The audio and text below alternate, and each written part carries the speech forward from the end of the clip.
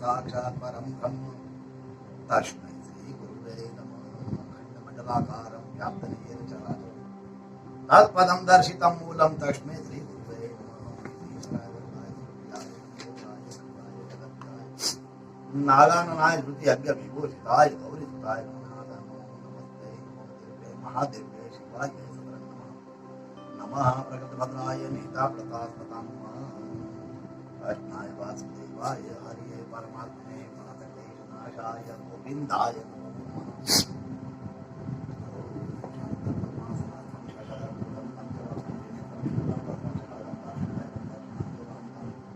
नादं पाशं चरन्तां गणत्वं सङ्कुशं वामभागे अलङ्कारिकं पार्वतीशम्।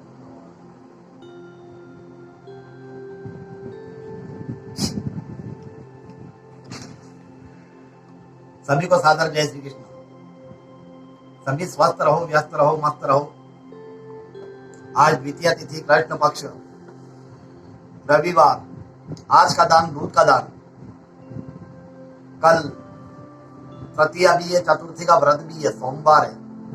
कल का दान तांबे का पात्र, तांबे के पात्र में कलश ले ले, तरबड़ा ले ले, जो भी आपको उचित पंच पात्र, कल तांबे का दान। अभी दान से मुझे एक चीज पे और प्रकाश डालना आप लोगों को बता दूं। सभी तरह को दानों के सबके अपने अपने योग होते हैं, दिन होते हैं। जिस प्रकार से नक्षत्र होते हैं उसी प्रकार से योग होते हैं। तो आपको मैं आज स्वर्ण दान के बारे में बता देता हूं। स्वर्ण दान आपको बुधवार के दिन, पंचमी के दिन अवश्य करें। उस दिन 7 तारीख रहेगी। स्वर्ण का दान कभी भी कर सकते हैं। स्वर्ण का दान पुरुषोत्तम मास में करते हैं तो जब हमेशा करते हैं उससे हजारों गुना फल पुरुषोत्तम मास का मिलता है। और पुरुषोत्तम मास में एक दिन विशेष ऐसा आता है जिस दिन उसका योग बनता है। यह योग बन रहा है आपका पंचमी के दिन, बुधवार के दिन। यह व्यतिपात योग कहलाता है। व्यतिपात योग में स्वर्ण दान करने से इसका अनंत कोटि फल प्राप्त होता है। जो आप 8 दिन पुरुषोत्तम मास में करेंगे और बुधवार के दिन अगर आप करते हैं तो इसका अनंत कोटि फल प्राप्त होता है। और व्यतिपात योग में स्वर्ण दान अवश्य करना चाहिए। ये आपको कोई नहीं बताएगा। मैं आपको ये क्लियर कर रहा हूँ कि इस दिन आप स्वर्ण दान अवश्य करें। उसी प्रकार से रजत का दान, रजत यानी चांदी का दान, चांदी का दान आपका आएगा आखिरी में अमावस्या के दिन। अमावस्या आएगी आपकी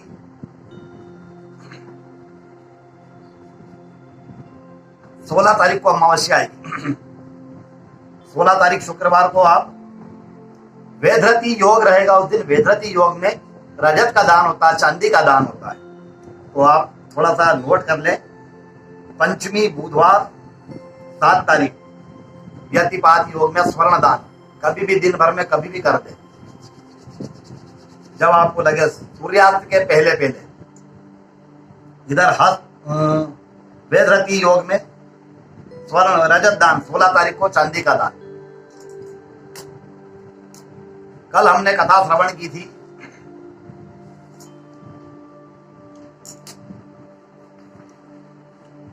मौन व्रत के बारे में। कल मौन व्रत के बारे में प्रकाश डाला था।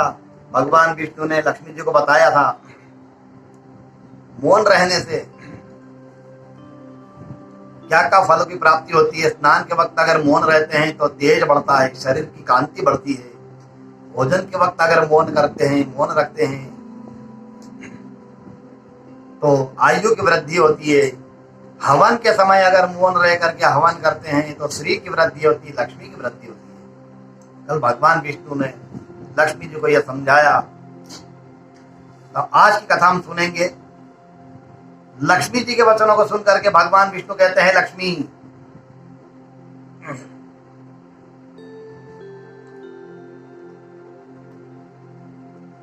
श्री भगवान लक्ष्मी जी पूछती है कि मौन भोजन की महिमा का वर्णन सुन करके मेरे मन में अब पुरुषोत्तम मास में 5 महापर्वों का महात्मा सुनने की प्रबल इच्छा जागृत है। आप कृपा करके बताइए कि ये 5 महापर्व कौन से हैं कौन सा कर्म करने से किस फल की प्राप्ति होती है। लक्ष्मी जी के वचनों को सुनकर भगवान विष्णु कहते हैं, लक्ष्मी तुम्हारी इच्छा के अनुसार 5 महापर्वों का वर्णन विस्तार पूर्वक कहता हूँ। वेधरती, व्यतिपात, पूर्णिमा और अमावस्या। देखिए यहाँ पे भी इसका उल्लेख हो रहा है, लेकिन ये पुस्तक में क्लियर नहीं करेंगे, ये पुस्तक में दूसरी चीज बताएंगे, स्वर्णदान का नहीं बताएंगे, किसी दिन करें। वेधरती, व्यतिपात, पूर्णिमा, अमावस्या और द्वादशी, ये 5 महापर्व बतलाए गए हैं। ये 5 महापर्व एक से बढ़कर एक फल देने वाले होते हैं। वेधरती पर्व में कर्म करने से मैं साक्षात विष्णु प्रसन्न होता हूँ। यहाँ कर्म की उपमा दे दी गई है। व्यतिपात योग में धर्मराज, पूर्णिमा के पर्व से ब्रह्मदेव, अमावस के पर्व से पितृदेव और द्वादशी के पर्व से भगवान ऋषिकेश प्रसन्न होते हैं। वेधरती में जो भी मनुष्य स्नान कर, दान कर, होम करते हैं, उनकी समस्त मनोकामनाएं मैं पुरुषोत्तम प्रसन्न होकर के पूर्ण करता हूँ। हे लक्ष्मी, इन 5 महापर्वों के इतने महान पुण्य हैं, इन पुण्य की प्राप्ति के लिए इंद्र आदि देवता भी लालायित रहते हैं। इन पर्वों में अपनी शक्ति के अनुसार मनुष्य को धन, धान्य, स्वर्ण, तिल, दूध, घी, फल आदि का दान अवश्य करना चाहिए। इसके करने से अनंत पुण्य की प्राप्ति होती है। यह पुण्य अक्षय होता है।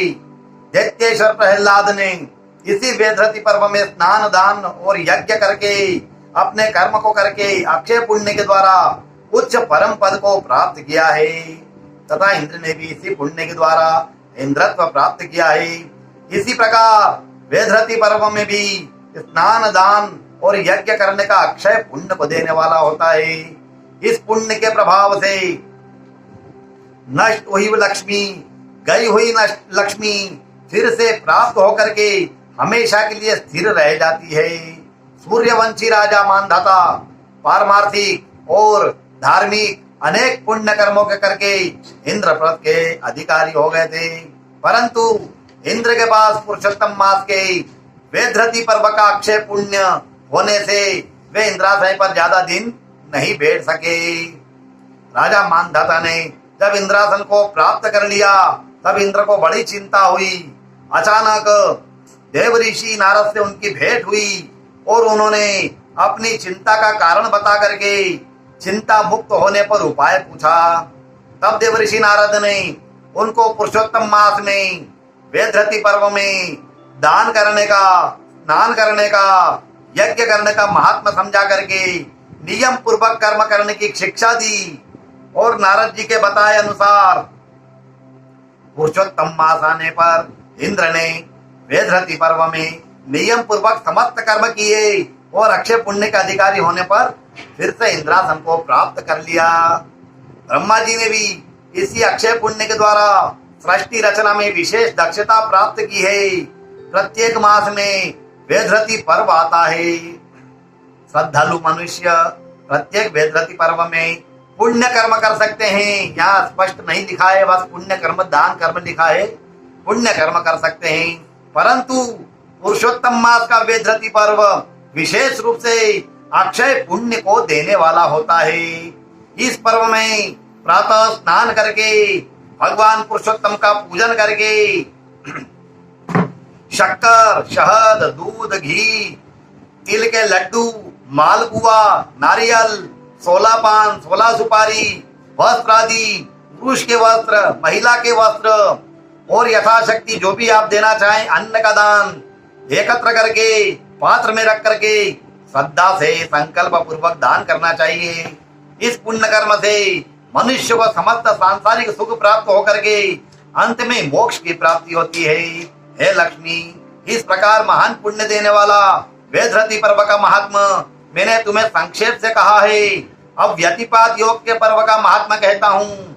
व्यतिपात योग सूर्य और चंद्रमा के संयोग से उत्पन्न हुआ ये महान पर्व है। इस पर्व में कर्म करने से मनुष्य में धार्मिक वृत्ति का निर्माण और वृद्धि होती है। तथा धर्मराज प्रसन्न होते हैं और कर्म करने वाले मनुष्य को धन, धान्य, संतति, संपत्ति, विशुद्ध कीर्ति प्राप्त होकर के सांसारिक जीवन में सुखमय जीवन व्यतीत करता है।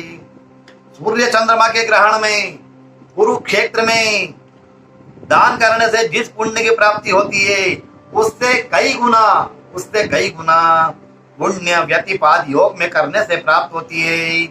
काशी क्षेत्र और चक्र तीर्थ में देह त्याग करने से जिस पुण्य की प्राप्ति होती है उससे भी कोटि गुना पुण्य व्यतिपात योग में दान करने से होती है।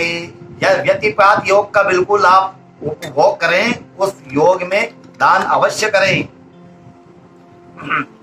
व्यतिपात योग में दान करने से पुण्य की प्राप्ति होती है। इस योग में तपस्या के प्रभाव से अनेक ऋषियों ने स्वर्ग लोक को प्राप्त कर लिया है। इस योग में पितृलोक में पूर्वज प्रसन्न होते हैं और व्यतिपात योग भी प्रत्येक मास में आता है। परंतु पुरुषोत्तम मास में व्यतिपात योग अनंत कोटि फल देने वाला होता है। भाद्रपद मास की अमावस्या को गंगा जी में स्नान करने से जिस पुण्य की प्राप्ति होती है उससे भी कई हजार गुना पुण्य पुरुषोत्तम मास में व्यतिपात योग में पुण्य देने वाला होता है। प्रातः स्नान करेंगे, भगवान पुरुषोत्तम का पूजन करे और ब्राह्मण को बुला करके ब्राह्मण का पाद प्रक्षालन करे। पाद प्रक्षालन मतलब ब्राह्मण के पैर धुलावे। ब्राह्मण के पैर धुलाएंगे तो आपको उसका अनंत कोटि फल प्राप्त होता है।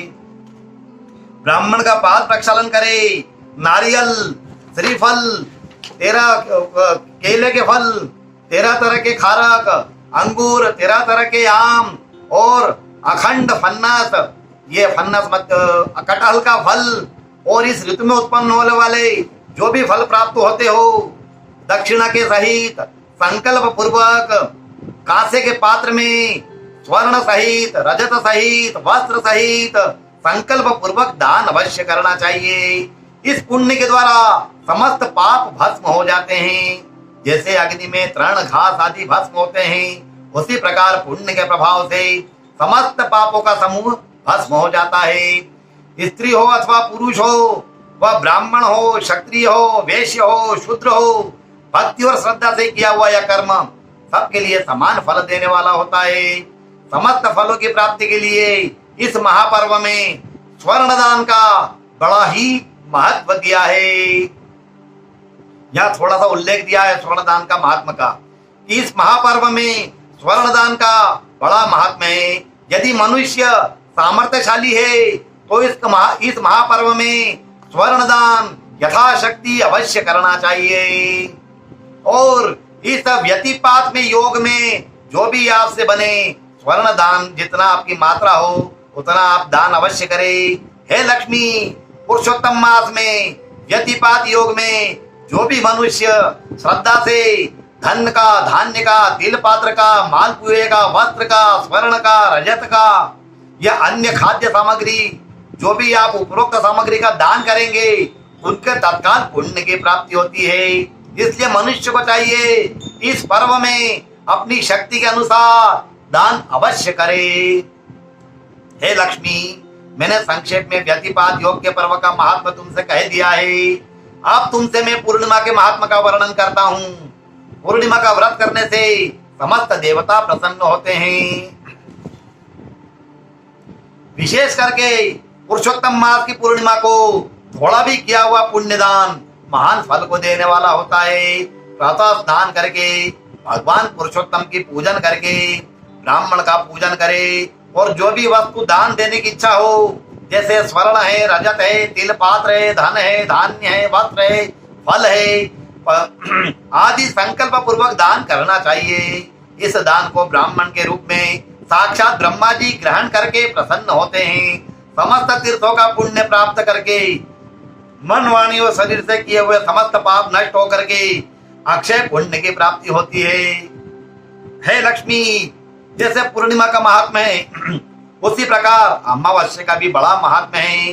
अमावस्या विशेष करके पुरुषोत्तम मास की अक्षय पुण्य देने वाली होती है।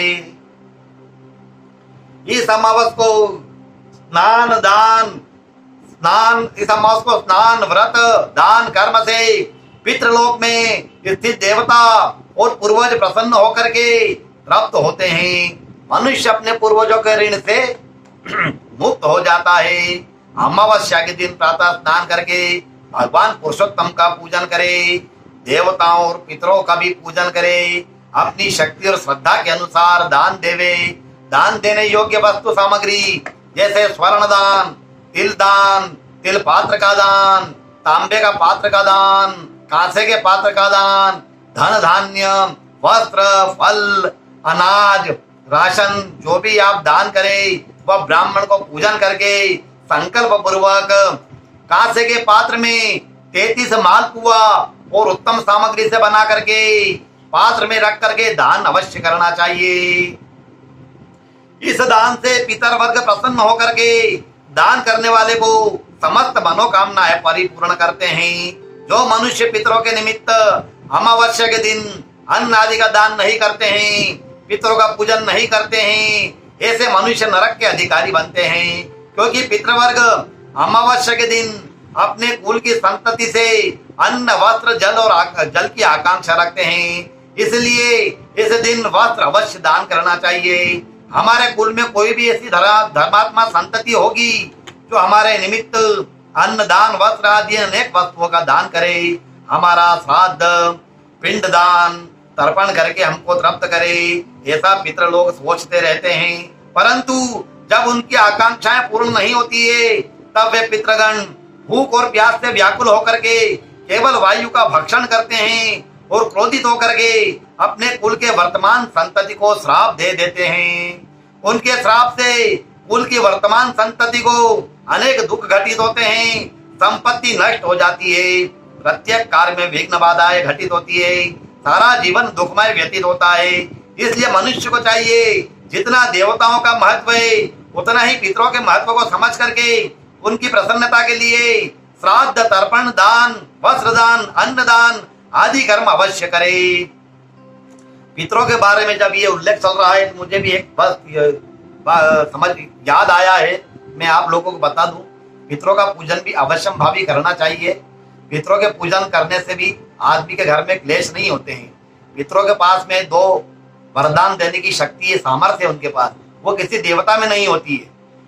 किसी भी देवी देवता में, लक्ष्मी नारायण में, शिव पार्वती में, राधिका कृष्ण में, जानकी नाथ में, किसी भी देवता में सामर्थ्य नहीं होती है। इसलिए पितरों का पूजन अवश्य करना चाहिए। जिन घरों में पितरों का पूजन नहीं होता है वह छोटी मोटी बीमारी चलती रहती है। जितना पैसा कमाता बहुत है, लेकिन उसका खर्चा उतना ही चलता रहता है, बचत नहीं होती है। घर में वाद विवाद होता है, क्लेश होता है, ये पितरों का दोष रहता है। अगर आपको कोई भी पितरों से संबंधित जानकारी चाहिए तो आप मेरे को अपने पर्सनल नंबर पे भी मुझसे संपर्क कर सकते हैं। और मैंने जो आपको बताया कि स्वर्ण दान, जो रजत दान, बुधवार के दिन आप स्वर्ण का दान अवश्य करें। पंचमी तिथि है, व्यतिपात योग है, उसी दिन आप स्वर्ण दान करेंगे तो आपको अनंत कोटि फल प्राप्त होगा। और अमावस्या के दिन रजत यानी चांदी का दान अवश्य करें। ओम अच्युतम केशवम श्री राम नारायणम कृष्ण दामोदरम श्री वासुदेवम हरि श्रीधरम माधवम गोपिका वल्लभम श्री जानकी नायकम श्री रामचंद्रम भजे।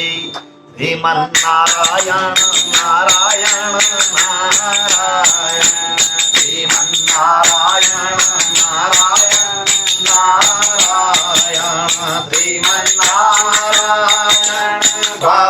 भवतारायण, श्रीमन्नारायण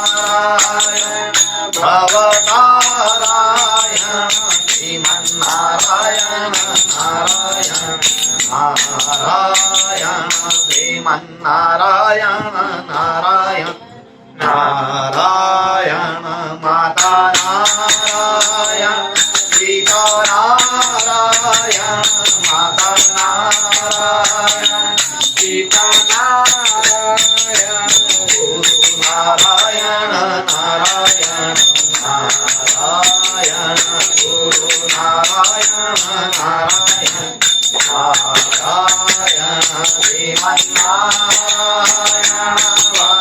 भवतारायण श्रीमन्नारायण भवतारायण श्रीमन्नारायण नारायण नारायण श्रीमन्नारायण नारायण नारायण सूर्यनारायण चन्द्रनारायण सूर्यनारायण चन्द्रनारायण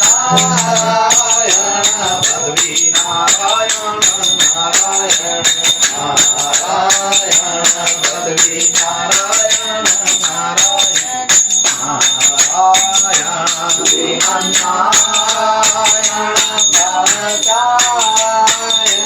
श्रीमन्नारायण भवतारायण श्रीमन्नारायण भवतारायण श्रीमन्नारायण नारायण नारायण श्रीमन्नारायण नारायण नारायण ब्रह्मनारायण विष्णु नारायण ब्रह्मनारायण विष्णु नारायण शिव नारायण नारायण नारायण शिव नारायण नारायण नारायण श्रीमन्नारायण भवतारायण श्रीमन्नारायण भवतारायण श्रीमन्नारायण नारायण नारायण श्रीमन्नारायण नारायण